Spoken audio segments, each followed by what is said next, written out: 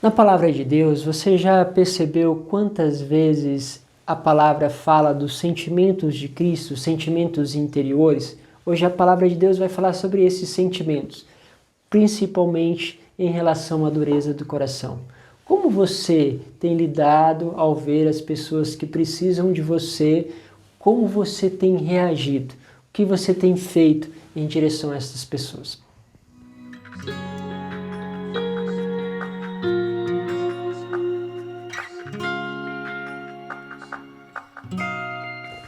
Em nome do Pai, do Filho e do Espírito Santo. Amém. Hoje a palavra de Deus está em São Marcos, capítulo 3, do versículo de 1 a 6. Hoje também, lembrando a vocês, é festa de São Sebastião, um santo muito conhecido, muito querido. Eu não vou falar dele aqui, por isso estou te convidando a ir lá no meu canal, Padre Isaac Madureira. Você vai saber um pouco mais sobre esse santo, sobre essa história e também o que ela pode acrescentar a cada um de nós. Vale a pena conferir São Sebastião. Amanhã é Santa Inês, também uma santa maravilhosa. Vocês possam aproveitar também esses testemunhos que a gente vai estar vivendo juntos também lá no canal. Bom, a palavra diz assim: naquele tempo, Jesus entrou de novo na sinagoga. Havia ali um homem com a mão seca. Alguns observavam para ver se haveria de curar em dia de sábado, para poderem acusá-lo. Jesus disse ao homem de mão seca: levanta-te e fica aqui no meio. E perguntou-lhes: é permitido no sábado fazer bem ou fazer o mal? Salvar uma vida ou deixá-la morrer? Mas eles nada disseram. Então Jesus olhou ao seu redor, cheio de ira e tristeza, porque eram duros de coração, e disse ao homem: estende a mão. E ele estendeu a mão e ficou curado. Ao sair os fariseus com os partidários de Herodes, imediatamente tramaram contra Jesus a maneira como haveriam de matá-lo. Essa atitude de Jesus faz com que eles desejem matar Jesus, para vocês perceberem quanto ódio, quanta raiva tem aí.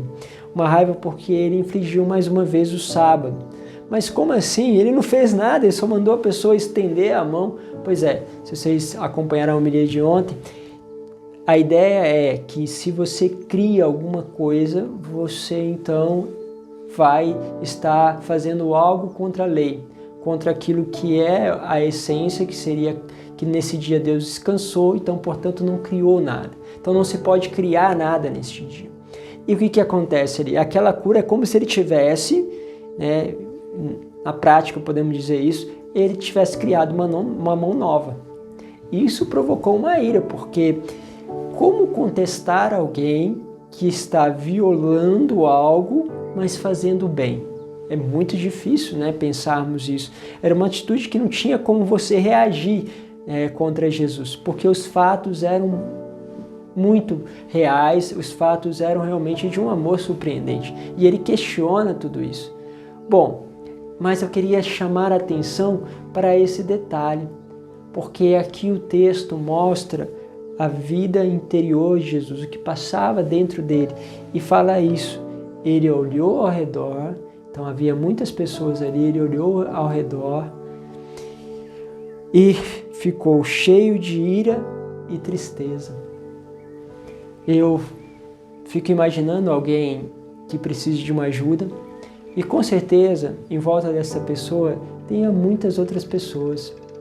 Se você pega um morador de rua, você vê que em volta dele passam muitas pessoas. Ao redor dele tem muitas pessoas. Você pega uma pessoa que tem um problema na sua família, em redor tem várias outras pessoas.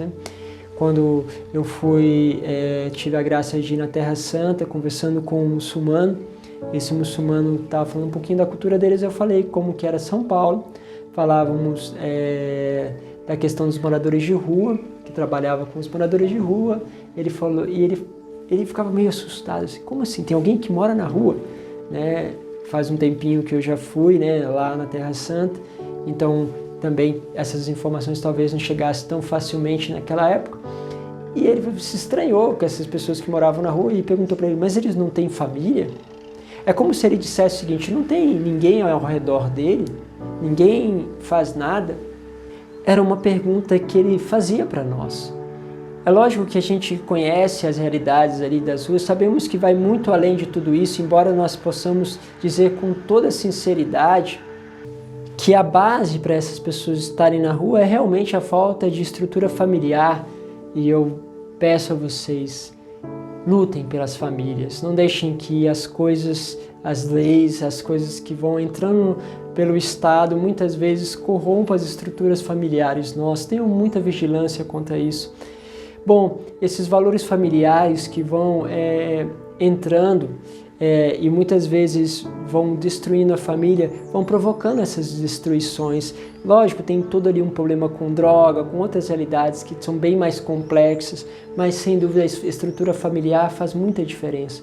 Para dizermos o seguinte, existem pessoas ao redor ali, porém algumas deixaram de olhar aquela realidade com compaixão, com profundo amor.